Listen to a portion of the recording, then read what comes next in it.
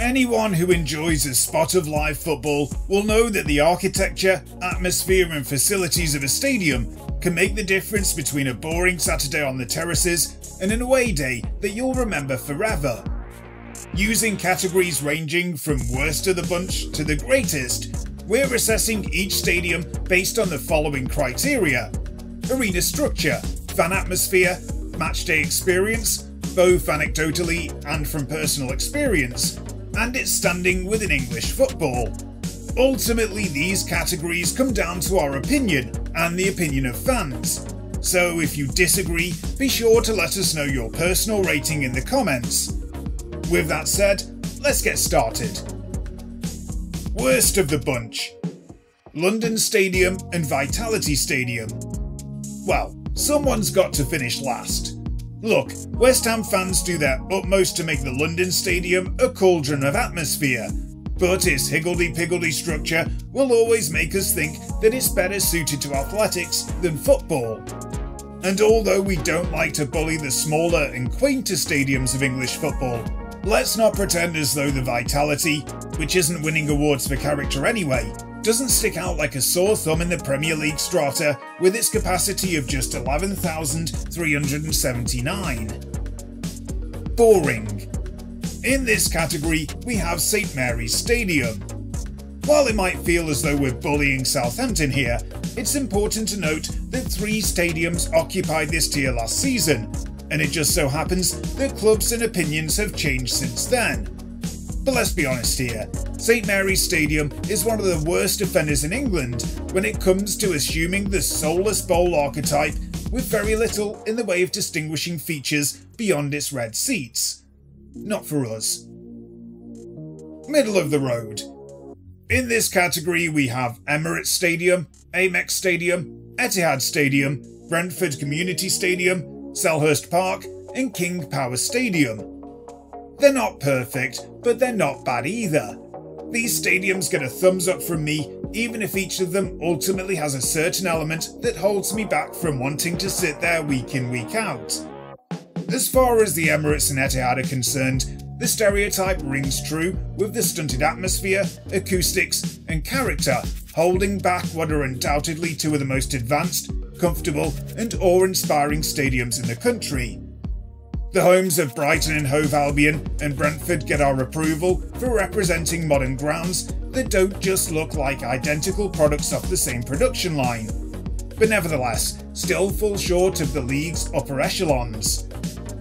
The presence of Selhurst Park might raise a few eyebrows because there's no denying that the ground, much like Turf Moor, needs some serious love.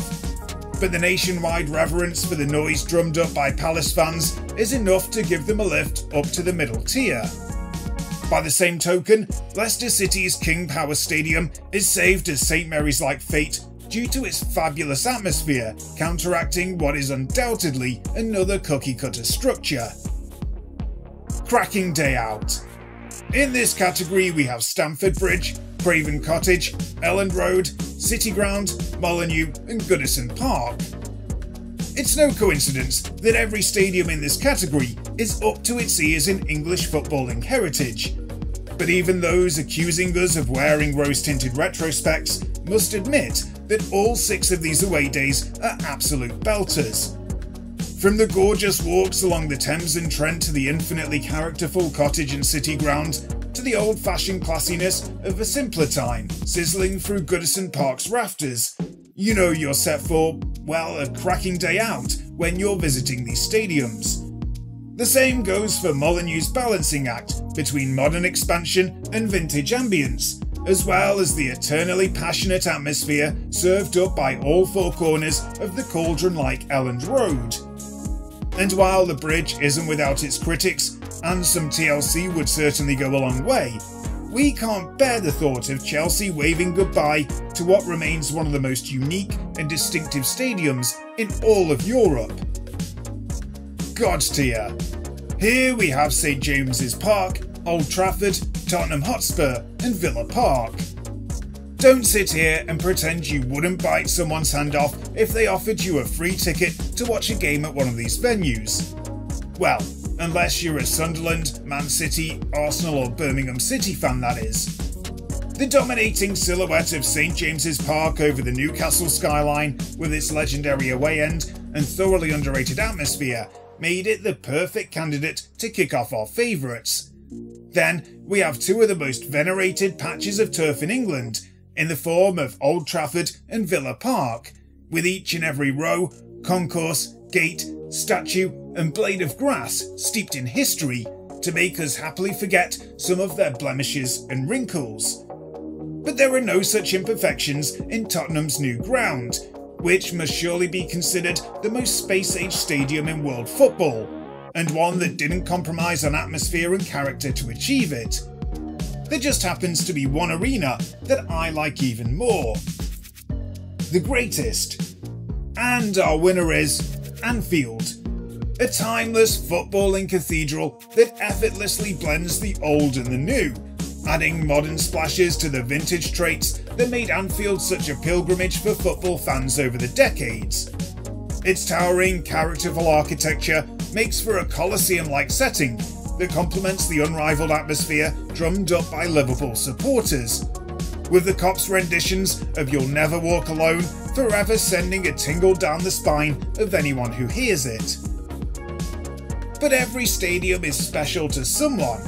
We can't please everyone with these sorts of rankings that are inevitably and unavoidably grounded in subjective assessment. And look, the fundamentals of what makes a stadium great is completely personal, and we don't doubt for a second that there are thousands of fans who would place some of our lower ranked finishers at the very, very top. Everybody's own local ground has a special place in their heart, just in the way that arenas where you made special memories with loved ones do. That's the true definition of the greatest when it comes to stadiums. Each and every one of them is someone's favourite, and that really is special. So tell us, which of these stadiums is special to you? For more videos like this, subscribe to our channel and hit the like button. Turn on that notification bell so you don't miss a thing.